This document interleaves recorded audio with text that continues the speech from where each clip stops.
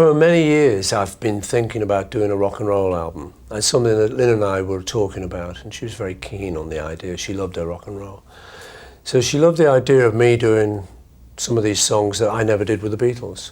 So I started planning it, and what happened was I started to remember that the early recording sessions with the Beatles happened a particular way. And a very specific way. What happened is you were supposed to get at the studio for 10 o'clock. Then you're supposed to be ready with your guitar in tune or your bass, set up, your amp, everything ready to go by 10:30. Then at 10:30, the grown-ups would kind of arrive. Then they'd say, what are we doing? You'd tell them. And in the next 3 hours, you were expected to do 2 songs. Then at 1:30, you had 1:30 till 2:30 hours lunch. Then 2:30 to 5:30, you did another 3 hours, another 2 songs. That was the way we worked for quite a while, like Revolver, Rubber Soul, all the early albums. And I remember loving it, because it was so fast. There was no time for anything but music. It wasn't indulgent, you couldn't have time. So I thought it'd be really great to do that again. I had a kind of like professional nostalgia for that way of working. So I thought, I wonder if it would work these days, you know. The other thing I realised was that when John and I were writing, we often would have written the stuff just the week before. So when the producer, George Martin, and the engineer would say, all right, what are we doing? John and I would say, well, it goes like this. We'd pull our guitars out and we'd show them the song. Often Ringo and George also didn't know what was coming up. They weren't with us when we were written. So it was really fresh. It meant that everything we were recording, people had only just heard for the first time. So you really had to think, what do I want to do on this? Make instant decisions. Nothing could be left till later. You just had to go and do it. So I thought, well, I should try and recreate exactly that. So what I did was I booked Abbey Road Studios, Studio 2, which is our old studio, for a week. I rang up some guys who I knew, 2 I didn't know, just thought who'd be a good band, and asked a few people. Dave Gilmour was interested in doing on guitar, and he's an old friend, Dave, and I like his playing. Mick Green, who I'd worked with before, who used to be in Johnny's Kid and the Pirates, a British group. And he's a great rock and roll player. They're both great players, but different. I knew I'd be on bass, which is how I used to work. I didn't swap instruments. I just sang and was on bass all week with the Beatles. So I knew that's what I wanted to do. We rang up Ian Pace out of Deep Purple and stopped and said, you know, do you fancy it? He said, yeah. Got in touch with Pete Wingfield, who was a really good rock and roll pianist, good keyboard player, and said, you know, you fancy it? You said you didn't know Pete, but the rest of the guys were guys you knew? I didn't know Pete Wingfield or Ian Pace. I'd never met either of those guys. Pete's the pianist and Ian's the drummer. I didn't actually even speak to Pete or Ian before they showed up. Producer rang them. But I wanted to do it like that. You know, I thought, if I start talking to them, I'll start telling them what songs we're going to do and I'll give the game away. So I just sort of thought, no, let's just meet up when it's too late. A forward is the only way to go, you know. And so I showed up on the Monday morning. I'd got out cassettes of the songs I wanted to do. First of all, I just thought, what songs do I really love? What songs are fixed in my memory, you know, from when I was a kid? And I would think, oh, I remember being on the fairground and that song was playing. So I thought, got to try that one. I remember loving that song, and that was a B-side. So I got together about 25 songs that I just remembered. We didn't do them with the Beatles, but I knew I liked them. In actual fact, to sidetrack, the interesting thing with the Beatles was we would show up at a gig and there'd be like 4 or 5 bands on the gig, and we weren't necessarily top of the bill in the early days. But there would be a couple of people on before us, a couple of bands. Now we do like Long Tall Sally, What Did I Say, a couple of songs like Shot of Rhythm and Blues, a couple of songs like that. What would happen is these other bands would play them. You'd be in the dressing room, you hear, What Did I Say? You go, there goes one of our big numbers. You hear the next song, Long Tall Sally, oh God, there goes another. And they'd wipe out your whole act. So you think, I've really got to do something about this. So we took to actually looking for B-sides. And actually, it's why John and I started writing. No other reason. It was the only way they couldn't access our stuff. It wasn't some great, you know, we must write, we want to be composers. It was like, no. It was like the only way to get original stuff. So we started writing around that time. And a lot of B-sides that I'd collected for that kind of reason, we didn't actually get around to doing. A lot we did. So I had this whole store of memories of these things. So I just got a manila envelope with all the words, and I sat at home exactly as I'd done when I was 15. And in that case, it was a 45 record and a dansette. Now it was a cassette. I didn't get any of the sheet music. This is all later. I'd be getting the first line down, stop the cassette, write it down, play the next line, write it down. And I thought, I haven't done this since I was 15. And it was a great feeling. It was like, wow, I love this. And what I did on this Monday morning, said hello to people, got in tune, made sure everything was working. 10:30, I just would look through the manila envelope. I just would find the first song I really fancied, one or two, maybe we do that later. They go, ooh, fancy this one. Pull it out, say to everyone, now anyone know No Other Baby? And they all go, no. Because, you know, some of these were quite obscure. So they say no. I said, well, okay, here's how it goes. Exactly as we used to. Said, it only took 15 minutes to show them the song. And these guys are such good musicians that then we just split to our various instruments and we just try it. We'll go and listen to it once, go down and do a couple of takes, get a good take, and it was like, okay, next song, ching. And that was it. And we raced through them. And at the end of the week, we'd done like 19 songs, you know. And I think we really all enjoyed doing it. Somebody said to me, didn't you have any ego problems with all the band? You know, I didn't know. I said, it wasn't time. There was no time. It was like, next song, ching, lunch, ching. You know, I'd run over, stick a soup on, do a salad, ching, back to you know, it was great. It was really quite hard work, but very satisfying. So at the end, and at 5:30 in the evening, we'd just say, right, going home, night, which is unheard of. Now, I mean, that's like an office job, you know. But it worked, and it was really great, very satisfying. And we often came out of each day with about 4 songs. So it was very fresh, about as fresh as you could get. Very live sounding. When you were doing it in this way, it's songs from your past, or, you know, songs that you loved in the past, it's a location from your past, Studio 2? Yeah. Okay, so it's a style from the past, you know? Did you have a sense at all of kind of stepping back slightly in time? Oh yeah, a lot, actually, all of us did. Because the thing about working in Studio 2 in Abbey Road is they haven't changed it since before we worked there. And the idea is that there's so many great records come out of there, not just the Beatles, a lot of other good people, that why change it? I mean, you might mess it up. So it's one studio in the world, they've got a lot of other studios, EMI, so that's the one they don't change. So when you go back in it, or you see footage from it, it already looks like the past, because the location is the past. I think for all the guys in the band, it was kind of nostalgic, really. I mean, Dave Gilmour's worked there a lot with the Floyd, so he knows the studio well. But it is a great studio, it's a great room, stuff sounds good in it, and you've got to take the formula. If it sounded good when we just thought up something really quickly with the Beatles, it ought to sound good now. You know, it smells, Studio 2 smells, and people who'd come along who don't know that smell, to me it's like a very homey smell. I go, whoa, yeah, you know, I'm back. Do you think you sing better if you think you have to sing good? Because you sound so great. I mean, you always sound you know, the truth about the singing was that since Linda died, for a year, I haven't really sung. There's no opportunity to, or no need to, or whatever, you just don't get around to it.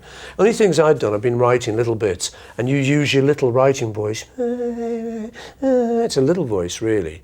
And then you learn how to project it when you come make the record, or whatever. That's the way I do it, anyway. So I didn't actually know if I could sing, so I had a bad moment the Sunday evening, before the Monday morning. I thought, wait a minute, not only do I not know if I can still sing okay, after a year of not really singing, I also don't know the bass parts to these numbers, and I've never done them before. Oh, great formula. But then I thought, wait a minute, the only thing is, the other guys don't know them either. That was the saving grace. I thought, well, that's okay. And that's what we did. I made up the bass part instantly, sang it while I was playing. And again, I thought, well, if there's one thing I've had practice at, it's playing the bass and singing at the same time. If you think about it, that's my whole career with the Beatles and beyond. So you know, I'm probably like one of the most practiced people in the world at that thing. And the guys would say, well, that's a nice feel you've got on guitar. Do you want to put guitar on? I said, no, I'm the bass player. You know. So we did it like that all week. So you didn't do any piano parts either? No, bass only. You know, just listening to it generally, I mean, there's a few really sad moments in it, but generally, it just feels like a celebration. Very upbeat, Was that the spirit you were looking for, or does that just happen to be what Well, no, that just happens because in rock and roll, that tends to be the spirit. Rock and roll tends not to be very sad, it tends to be very joyous, you know. Saturday night, I just got paid, full about my money, don't try to save. Heart says go, go, have a time. Saturday night, baby, I feel fine, you know. That's the gist of most of your rock and roll lyrics. And I love that about it. But then there's songs that I remembered, like Lonesome Town, which was a Ricky Nelson song, and I was quite a big fan of his. And that's a sad song. Of course, now for me, it's more meaningful. It's, you know, when I'm singing it now, it means more than I ever meant before, just because it just does, you know. But it was good to do, you know, it's good to do those songs. It's kind of a little bit of like therapy in a way, you know, working with a band like that is a bit, you get it off your chest. So, yeah, there were one or two sad songs, but mainly it's very upbeat, very energetic. I enjoyed doing it. You said it was like therapy, and I Yeah. wondered how you meant that. Like, did you mean sometimes just, you know, when life is really hard, burying yourself in your work is the Yeah. best thing you can do? Well, you know, people had said to me, one of the things to get over a kind of tragedy is to stay really busy, but I thought, no, I'm not going to do that. I see that one, but it's just too easy. It's a bit like denial. So I thought, well, for at least a year, I'm not going to do that. And so I didn't. You know, I just did whatever came along, whatever I felt good about. But I thought, well, maybe after the end of a year, I will start to think of what I want to do. And the immediate project that I'd been talking to Linda about was the rock and roll album. So I thought, well, that'll be good. I'll pick that up. It's simple. It's not too much thinking. You know, it's nice and basic, rock and roll. And I might enjoy doing it. That's exactly what happened, you know. And working with the guys, we did get busy. In fact, we got very busy. That week was just like madness. But I think we all enjoyed it because it demanded of us that the fact that we played well quickly. And no one was allowed to say, I need an hour for a vocal warm-up. It's like, sorry, love, you haven't got an hour to do the song, never mind a vocal warm-up, you know. And so it was great. Once we all understood what was going on, everyone really rose to the occasion. And I know from just chatting to the guys that we had a ball. Do you think that that kind of discipline and that sense of that work ethic, how is that mirrored in the music? Because you haven't got really long to think, it's like you're being given a decision in life. You've got two roads to go down, and one of them's, you know, a rocky road or whatever, and you just got to, you know, when you can't think, you've got to go, right, I'm going down that one. You just have to quickly decide. And I think there's a spirit in people that often makes that quite a good decision. It's often the first, Allen Ginsberg used to say to me, first thought, best thought. You know, when you're writing a poem or something, the first thing comes in your mind is often the best one. It's not always true, but it's often good. So I just thought, that's how we'll do it. And I think, in fact, one of the catchphrases we had during the week would be, no thinking. Because what had happened was, like, the drummer might sort of say, now what if I use brushes and don't use the hi-hat? And what if I come in on the second chorus? You go, you're thinking. Then we go, oh yeah, I'm sorry. And it was like, that was like the worst thing you could do all week, you know, and say, what if we take that and do a special, and I could do this? No thinking. So it was like outlawed, you know, we banned thinking from the week. And I think that shows, you know, in a positive way. Rock and roll, you know, you either just do it or you don't. I knew I just had to get out there. I had these guys playing, and I've got to sing it. They're looking to me to sing it. And I always had Mick Green looking at me through the screens, and Mick, I mean, he was laughing most of the time.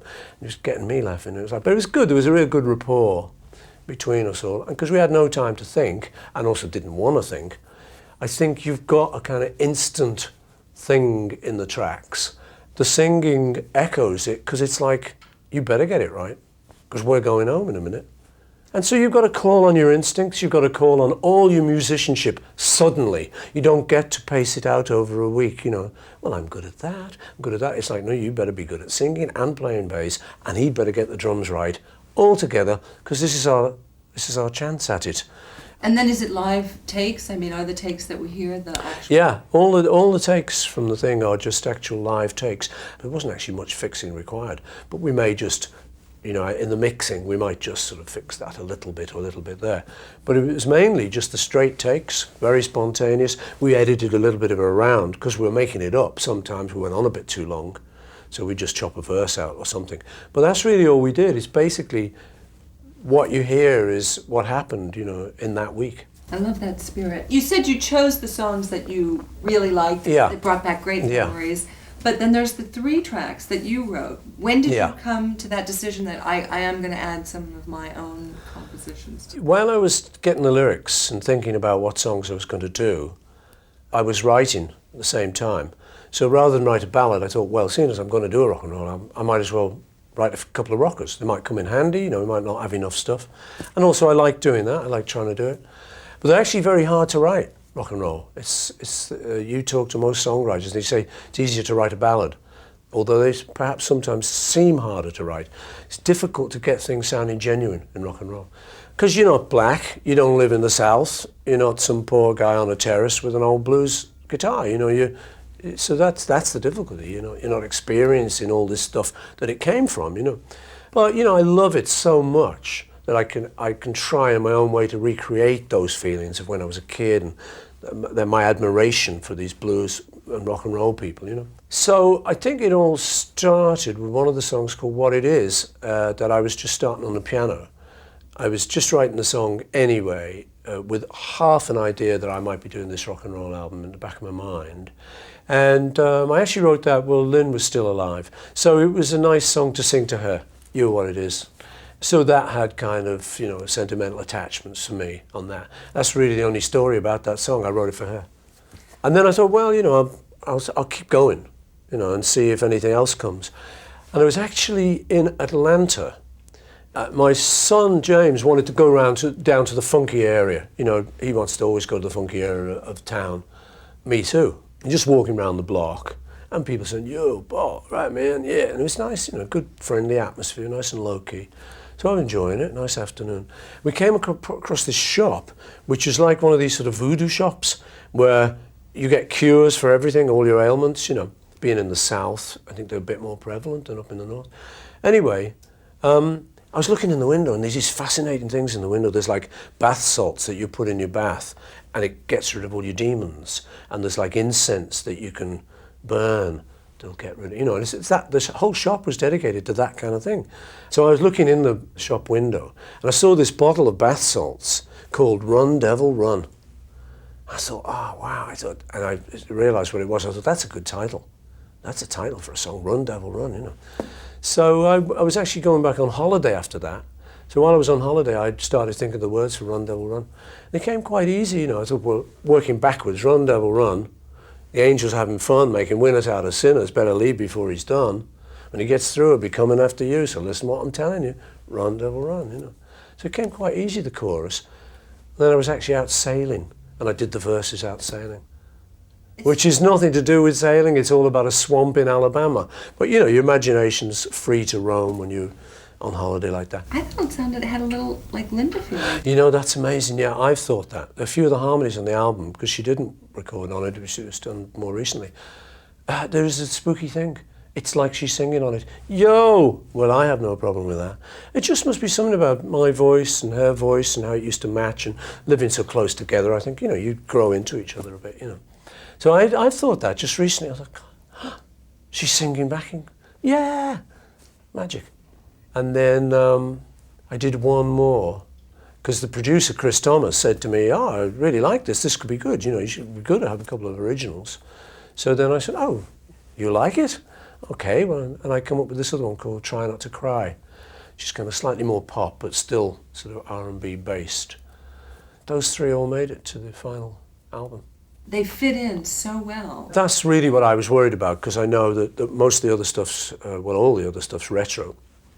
Although we were trying to get quite a modern sound, so it's like a band now playing old songs. We were a little bit worried that the new songs might not fit in to this thing. But it was kind of cool, because one day, I think one of the roadies, the guys said, who did this one? And it was one of the new ones. We thought, oh, we're cracking it here. You said they're retro songs, but they're not retro sounds. Yeah. Can you kind of explain what that means? Yeah, sometimes if you listen to the radio, you'll hear a modern song, and then if it's a kind of liberal enough station, you might hear an old rock and roll song. Sometimes the sound is just woollier, and it's just a little bit more old-fashioned. It's not as crisp, not as clear as a modern recording, just because that's what's improved, Some people don't like that improvement, but people are used to it now. You listen on the radio, there's a kind of standard of sound that if you don't get in that ballpark one way or another, they won't play it. And so, that's not what you want. So me and Chris, the producer, talked, and I said, it'd be really good if our stuff, even though the songs are retro, could live alongside normal stuff that's being played on the radio. Not old-fashioned stuff, modern stuff. So that was our policy, was to do that. So we talked to Jeff, the engineer, and said, okay, we want it to kind of be, modern sounding, but the songs themselves obviously are going to be old songs, except the new ones, which will be new. Well, there were a couple of songs that really I just wanted to kind of be faithful to the originals, just because the memory was just so clear. Blue Jean Bop was off an album that we had in Liverpool of Gene Vincent's, where the big hit was Bebop-A-Lula. Blue Jean Bop wasn't quite such a big hit, but it was one we loved. And it's got this nice intro, which, Blue Jean baby, with your big blue eyes, da da da da da. I can't keep still, so baby, let's dance world of blue. And it goes like a lot of rock and roll songs used to do that, And it's got this echo, pop, pop, pop, really popping. And in actual fact, having done a bit of that in the week, I realised that they actually used to write for the echo. Well, it's the bop, bop, bop, that's bop. A delay echo. That sends it. So if you go, lovely day today, and all languid things, it doesn't work. You've got to pop the echo. I'm a pop, you a beat, you bop, you baby bop. So you realise that's why the songs were written like that, So it's great, just sort of rediscovering all this stuff you kind of knew. And on Blue Jean Bop, I thought, no, I just want that echo, over the top echo sound. So we used it there. But on a lot of the other songs, there's kind of a more modern sound on them, but the songs themselves are like old-fashioned. We just, messed them around. I mean, I love the lyrics of this album. They're really nice. Blue Jean Bop's got, can't keep still, so baby, let's dance. Dip your hip, free your knee. I like this stuff. It's kind of good words, I think. Some of them are really brilliant, clever lyrics. Yeah. Free your knee. Free your knee. What free your knee is a line out of Blue Jean Bop. And it's actually a dance instruction, but when you say to someone, free your knee, they go, what? If you think about it, it's like, dip your hip, free your knee, wiggle on your baby, 1, 2, 3. It's like shake it baby or something, free your mind, free your knee, free yourself. So that's why I like it. It's a nice little phrase. She said, yeah, which I thought was a very sexy song. Sexy song? Yeah, man. She said, yeah, it was a Larry Williams song. And it was really one of my favourites of his. In fact, it was my favourite of Larry's. He did some other good songs, like Boney Maroney and stuff, which are bigger hits. But it was always a song I loved and always wanted to get around to doing. In actual fact, I remember turning Mick Jagger onto it. I remember distinctly having him up into a little music room, and the bit I loved it, dun dun dun dun dun, bah. I was dancing away, showing Mick, and he loved it. So, my main recollection of She Said Yeah is just as it being really one of my favourite Larry Williams tracks. And he's just a great vocalist, Larry, and it's a storming track, the original. So that's kind of faithful to, we've messed around with a little bit, but that's sort of like my memory of the original. You got it right there. All Shook Up. Oh yeah, I tell you what, I have the loveliest memory of All Shook Up. I mean, we were mad Elvis fans before he went in the army. We kind of thought that made too much of a change because we were kids and he was a little bit more grown up than we were, but we still identified to the kind of youthfulness of him. So we just loved him. He could do nothing wrong. Just thought he was fantastic. And I had a mate of mine who I still know, who's called Ian James, and he was my best mate. So we used to wander around like these fairgrounds, thinking the girls would come flooding to us, because they never took any notice of us. I remember feeling bad one day, me and Ian, it's like, it's teenage blues, and like, oh, what are you going to do, man? It's like, so he said, we'll go back to his place. And he lived in the Dingle, around by where Ringo lived. And this little terraced house, that's his granny's house. And we went in there. And he had All Shook Up Elvis. We said, let's put that on. Well, after we put that on, I swear, the blues had gone, the headache had gone, we were like new people. And so, I just love that song so much for being able to do that. Love the pop, which is like a snare, but it's like, bop, I'm all shook up, there's a little bop, and it's not a snare. Often, it was just a cardboard box or something they hit. Later with the Beatles, we would often do that, use that. That's as good as a snare, on a record. We'd often just hit our knees and stuff. And that's all came out of that. So I remember All Shook Up for that little snare beat. But mainly just for the joy it brought. These two teenage lads, turned our day around. And I just thought, wow, that's got to be a good song. And then when we were recording it, me and Dave Gilmour were doing the backing harmonies.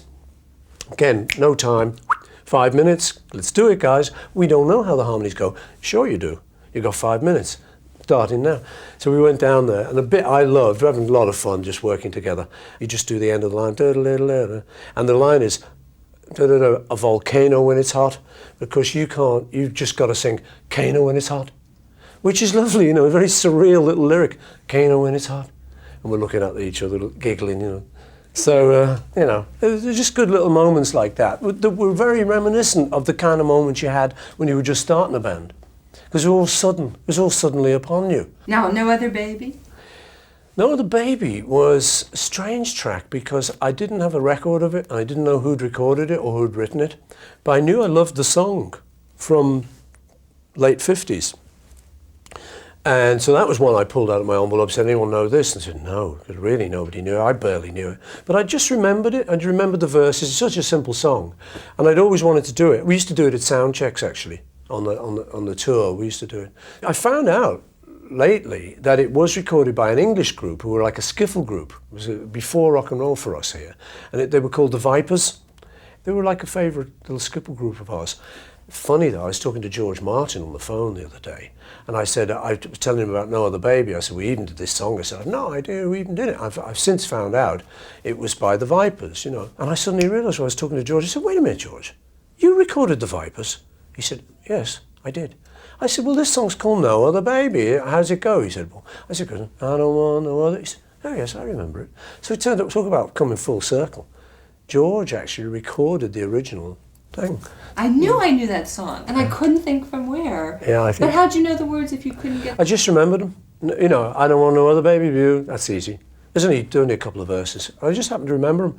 And then how did you find out then who had done it? After we recorded it, we got to register them because other people wrote them and they want the money, So I'm very happy to. I always loved that thought because it happened with the Beatles. We'd do songs on our early albums that were like Chains and Boys and She's Got the Devil in Her Heart and stuff like this. And these would be like B-sides, lesser known tracks because of the reasons I was telling you before. So that suddenly some little songwriter in the south of America who'd written for the Shirelles a B-side and we'd never seen a check ever. The Beatles had suddenly done it. Ringo had done Boys, So this guy suddenly, and they used to write letters, well, thanks guys, I ain't seen a check on that one for years. So we used to love that thought, and I still do. So I hope that one does well, because I know the guy who wrote it, a guy called Dickie Bishop. Lonesome Town is so sad. Well, it's got to be a bit sad, Lonesome Town, because of my kind of circumstances now, When I first heard it, it was just a nice ballad, it's just about lonesome people, and that was okay. Ricky Nelson did it. So I always liked the song, and I always thought one of these days I might do that. I might try and get round to doing that. Actually, it was funny. What happened was, got into the studio fully intending to do it like Ricky Nelson, but then I thought, his version's so good, and if I do There's a Place Where Lovers Go, which is how he did it, I thought, well, it's just going to be a complete remake. In certain cases, I don't mind a remake, but in this one, I thought, nah. So I thought, well, what I'll do is I'll take it higher. There's a place where love... It's more my kind of, higher voice. So I thought, well, I'll use that. Everything was going great. I said, everyone know this one? A couple of the guys, yeah, a couple of them, no. So we said, here's how it goes. Got it all worked out. And when we got to the middle, because I was taking it so high, it was going, and they call it Lonesome Town. Then it goes, tie me down to that. And it got ridiculous.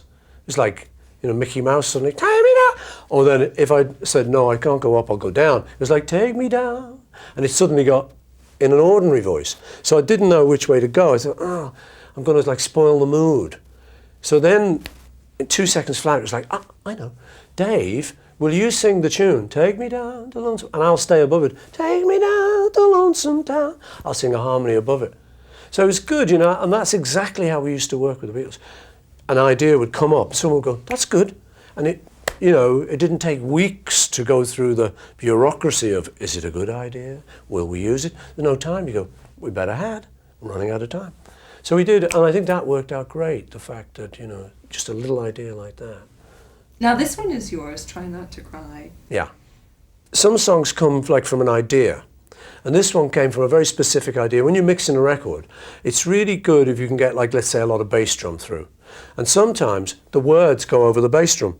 So you've got to favour the words so you don't get enough bass drum. So I thought, I know. Just as a little exercise, I'll work out a song. It was actually not the bass drum, it was the snare drum. I'll work out a song that avoids the offbeat. So it was like, sometime I'm right, sometime I'm wrong. I put the song in the gaps. Yeah? So that was like the whole idea of the song, and I put some words, you know, filled out all the words. Then the chorus didn't bother with that. The chorus just went to a chorus. But that was the whole idea.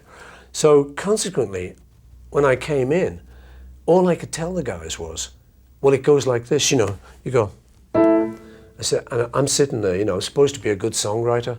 I'm saying, I've got this song, guys, and I'm thinking, God, they're just going to laugh at me. It goes like this, sometime I'm right, sometime I'm wrong. How can I do it if I don't know the song?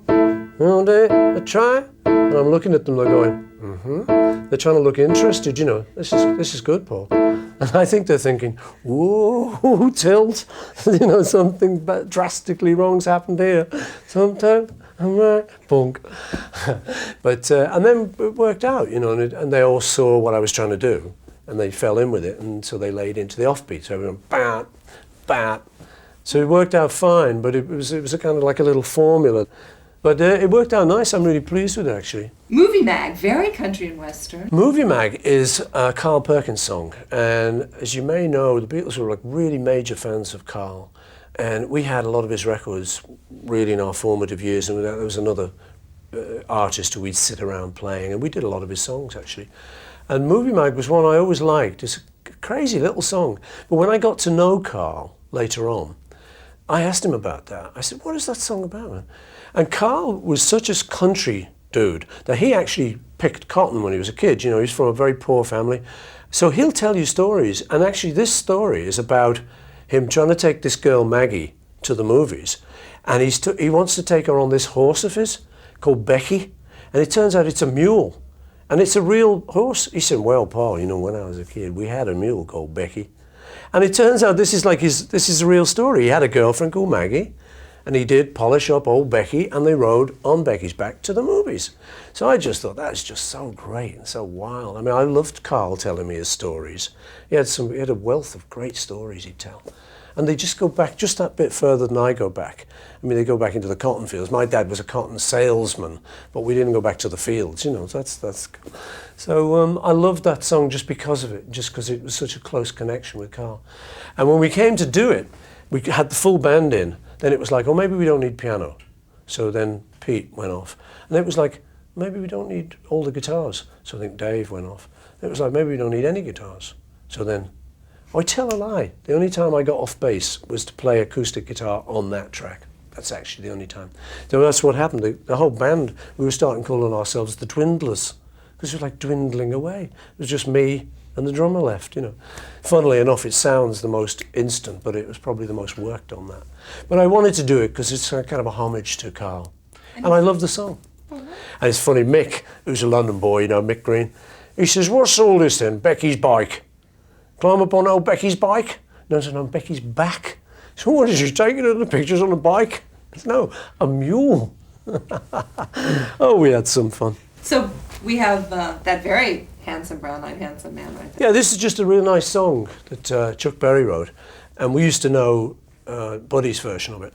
I think John used to do it a bit when we were looking for songs. It was one of John's. I always liked it. It's a mouthful. Walking, TWA, very Chuck. You know, American life.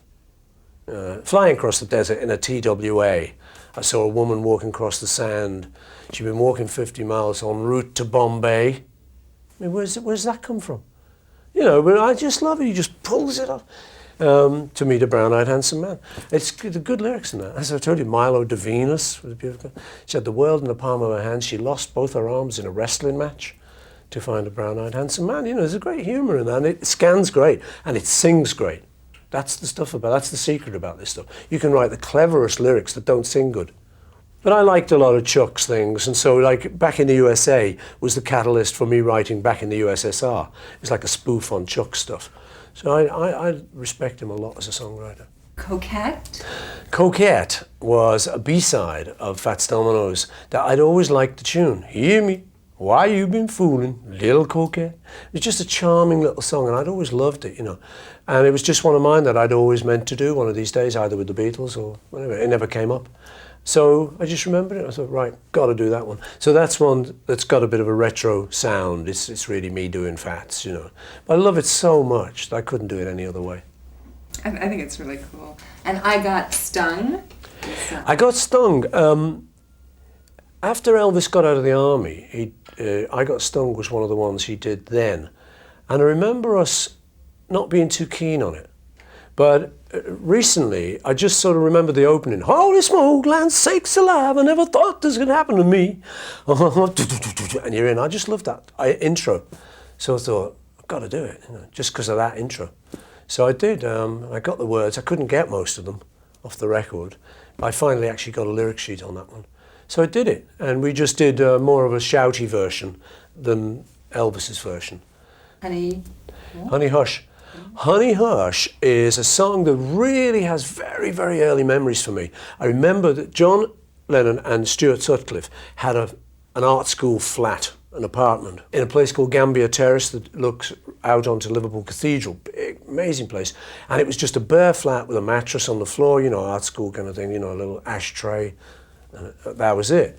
And it was one of the first times, because I was a bit younger than John Stu, it was one of the first times I ever stayed over, stayed out all night, me and George. George was even younger than me, so, and he still is. He keeps telling me that, he writes that on all my birthday cards. And you're still 9 months older than me. So it was a really great experience for us kids as we were then to stay over at someone's flat, man, you know, not sleep at home. I remember waking up in the morning, like, oh God, you know, after having virtually no sleep, but it didn't matter, it was so cool. And like in this cold little apartment in Liverpool. And there was just a dance set record player on the floor beside the mattress. And the first thing he put on was this Johnny Burnett record. And it was Honey Hush. And I loved it so much. Come into this house, stop all that yakety yak. Dun, dun, dun. And his brother Dorsey Burnett does a great solo, you know. So Mick Green really knew this song and really was up for doing it. I think it was one morning when I was a little bit tired and confused. And he said, what are you going to do now then? I said, got to be Honey Hush. So we blew the cobwebs away with that one. This was one of the ones, so I hadn't been able to get one of the lines, one of the lyrics. But I thought, when I was writing it down, well, I'll just write it down phonetically, and probably I'll find a lyric sheet or something. Well, I never did. So I pulled it out. I was going to do it. I thought, oh, I never found out the real words. I thought, well, I'll sing it phonetically then. So there's one of the lines in this one, you be living this way, I ain't coming back no more. And I mean, I'm thinking, it's something, I sound like I'm singing something like, you've been living in Spain, or be leaving this space or something. I don't know, and I ain't coming back no more. So I don't know what we do about that. The real lyric's nothing like it. It's completely different. But it was actually great fun, in the spirit of the album, to just not even care what the lyric was. You're living in Spain, I ain't coming back. Mumble, baby. Shake a hand. There was one jukebox in Hamburg, when we were working in Hamburg with the Beatles, that a few of the guys used to go to, this pool hall I think it was, there was a pool table there, and there was one jukebox there that had a couple of records that the other jukeboxes didn't have. So you'd visit that jukebox. There was one where we never went, but it had Now or Never by Elvis. So you had to visit. You couldn't buy the records, you had to go to the jukebox and get the words, sit in there and putting it on in a bar, you know. So there was this one, and it had Smoke Gets in Your Eyes by the Platters, which was gorgeous, loved that. But my favourite on that jukebox was Shake a Hand by Little Richard. And I never had the record. To this day, I haven't got the record.